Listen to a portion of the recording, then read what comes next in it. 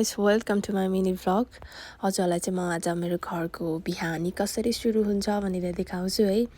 अनि बिहानै उठिसकेपछि चाहिँ बाहिर हेर्दाखेरि चाहिँ हिउँ परेको जस्तो थियो, तर यो वास्तवमा हिउँ नभएर चाहिँ तुषारो थियो। अनि यो बाल्टीमा चाहिँ बेलुका पानी थियो। बिहान उठ्दाखेरि पुरा आइस भएको रहेछ, त्यस्तो धेरै बाक्लो लेयर चाहिँ भएको थिएन, ठिकै थियो। अनि म चाहिँ खेलाइरहेको थिएँ। अनि मेरो मामुले चाहिँ कति आइस खेलाएको होला बच्चा जस्तो भनेर गाली गर्दै छिन् त। अनि पनि मैले पानीमा आइस भएको थियो अनि मैले खेलेँ टन्नै। के गर्नु थियो र होइन, उमेर बचपन दिल बचपन भनेको जस्तो छ कि। अनि उमेर चाहिँ यति धेरै भइसक्यो अनि दिल चाहिँ बच्चा जस्तो छ कि। उनी पुरै सेतो सेतो भएको थियो कि, यहाँ हेर्न सक्नुहुन्छ होइन। पुरै बारीहरू पनि पुरै सेतो सेतो थियो। यो चाहिँ हिउँ होइन क्या, त्यो साह्रो हो क्या। यति धेरै चिसो हुन्छ अब यहाँ कसरी बस्ने होइन। म त अब 2-4 दिन घर गएर बस्दाखेरि पनि यति गाह्रो हुन्छ कि मलाई चाहिँ चिसो भएर घाँटी दुखेर धेरै समस्या हुन्छ। यो कुकुर यति मजाले सुतिरहेको छ क्या यस्तो चिसोमा होइन, यति धेरै चिसो छ यहाँ हेर्नु न। अनि यस्तो मजाले सुतिरहेको छ क्या यो कुकुर। चिसो भए पनि घरमा चाहिँ एकदम रमाइलो हुन्छ क्या। मेरो मामु चाहिँ बिहान उठेपछि अहिले पूजा गर्नुहुन्छ कि, अनि म टिका लगाउँछु।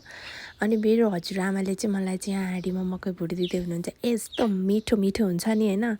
अनि म चाहिँ उहाँलाई के कुरा सोधिरहेको थिएँ कि होइन। अनि एकदम रमाइलोसँग कुराकानी गर्दै हामी चाहिँ बिहानको चाहिँ ब्रेकफास्ट भनौँ न होइन, अनि रेडी गर्दै थियौँ। चाहिँ मेरो साथीले पनि मकै भुट्दै हुनुहुन्छ क्या हाँडीमा। मलाई चाहिँ मकै भुट्न आउँदैन है, अनि साथीले चाहिँ भुट्दै हुनुहुन्छ। मैले साथीलाई घर लिएर गएको थिएँ। यस्तो गर्नु न, यस्तो गर्नु न,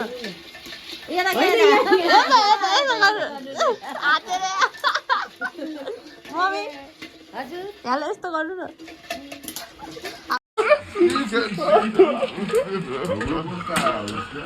हाम्रो मिठो गफ रमाइलो सँगसँगै कुराकानी गर्दा गर्दै अनि साथी र हजुरआमाले चाहिँ मकै भटमास भुटिसक्नुभयो। चाहिँ हाम्रो ब्रेकफास्ट रेडी भइसक्यो। म चाहिँ चिया बनाउँदै थिएँ। बल्ल कति पछि घर आएको होइन। अनि अर्ग्यानिक साग खाऊँ भनेको, कसरी खाने होला यो साग, कहाँबाट टिप्ने होला।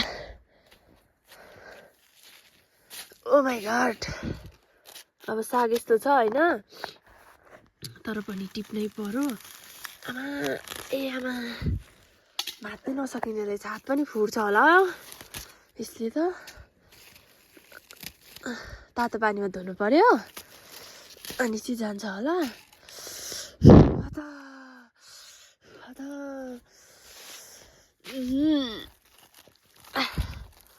ओको मरे, म मरे, सर्लक्कै मरे म अब।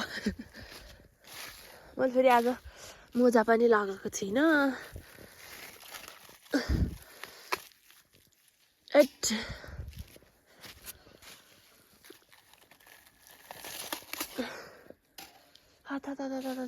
म सक्दिनँ अब, म यति मात्रै पकाएर खान्छु। घरमा यति चिसो छ क्या, यति चिसो छ कुरै नगरौँ होइन। पुरा फ्रिज भइरहेको छ अनि पानी बगिरहेको पानी पनि यस्तो छ। तर म इन्जोय गरिरहेको थिएँ। लास्टसम्म भिडियो हेर्नु भएकोमा थ्याङ्क यू सो मच।